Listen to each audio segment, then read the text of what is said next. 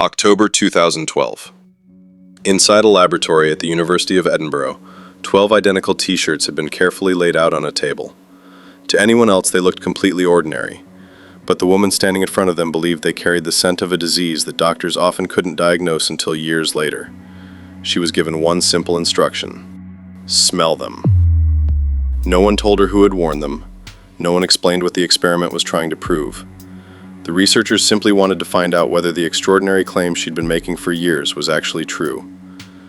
By the time the test was over, the scientists in that room realized they might be looking at something medicine had completely overlooked. This is the story of Joy Milne, the woman whose remarkable sense of smell helped open a new chapter in Parkinson's disease research. Joy Milne was living an ordinary life with her husband Les in Perth, Scotland. She had spent years working as a nurse, so paying attention to small details came naturally to her. But the observation that would eventually catch the attention of scientists didn't happen in the hospital. It happened at home.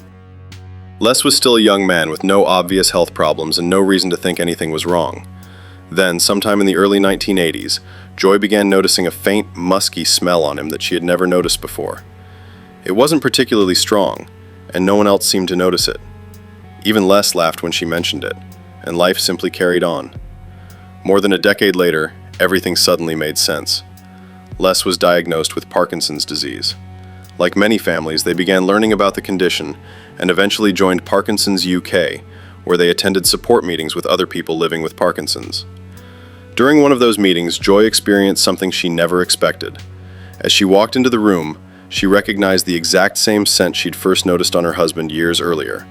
Except this time, it wasn't coming from one person. She could smell it on many of the people attending the meeting. That was the moment she began wondering if the smell wasn't unique to Les at all. Maybe it was connected to Parkinson's disease itself. Not long afterward, Joy shared her observation with Parkinson's researcher, Dr. Thilo Kunath. Like any good scientist, he was cautious. Claims like this aren't accepted simply because they sound convincing. They have to be tested. Still, Joy described the smell with such consistency that Kunath decided it was worth investigating. That decision eventually led back to the laboratory in October 2012. The researchers collected 12 T-shirts. 6 had been worn by people diagnosed with Parkinson's disease, while the other 6 belonged to people who had not been diagnosed with the condition. Joy wasn't told which shirts belonged to which group. She simply picked them up one after another and relied entirely on her sense of smell. When the experiment ended, she had correctly identified every shirt worn by someone with Parkinson's. But one shirt created a problem. Joy insisted that another shirt, supposedly from someone without the disease, carried the same scent. The researchers marked it as an incorrect answer and moved on. 8 months later, that same volunteer was diagnosed with Parkinson's disease. What had first looked like a mistake suddenly became the most remarkable result of the entire experiment. The findings encouraged researchers to ask an entirely new question. If Parkinson's had a distinct smell, what exactly was Joy detecting? Scientists turned their attention to sebum, the natural oily substance produced by our skin. Using highly sensitive laboratory equipment, researchers began comparing samples from people with Parkinson's and those without it.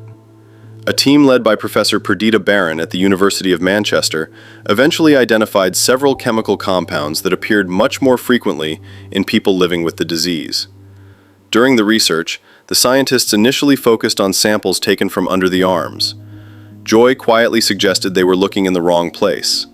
From her experience, the scent was much stronger on the upper back and around the neck. The researchers adjusted their testing. Once again, Joy's observation proved to be correct. Today, that unusual discovery continues to influence Parkinson's research. Scientists are developing skin swab tests that could one day help detect the disease years before the first visible symptoms appear. Other research teams are even working on electronic sensors designed to identify the same chemical markers that Joy's remarkable sense of smell detected naturally. Les Milne passed away in 2015 and never got to see how far the research would go. Joy, however, has continued working with scientists, sharing her experience in the hope that one simple observation might help others receive an earlier diagnosis in the future. What began with a wife noticing that her husband smelled different has become a serious area of medical research. And while scientists are still working toward a practical diagnostic test, the path they're following can be traced back to one observation that almost everyone else dismissed.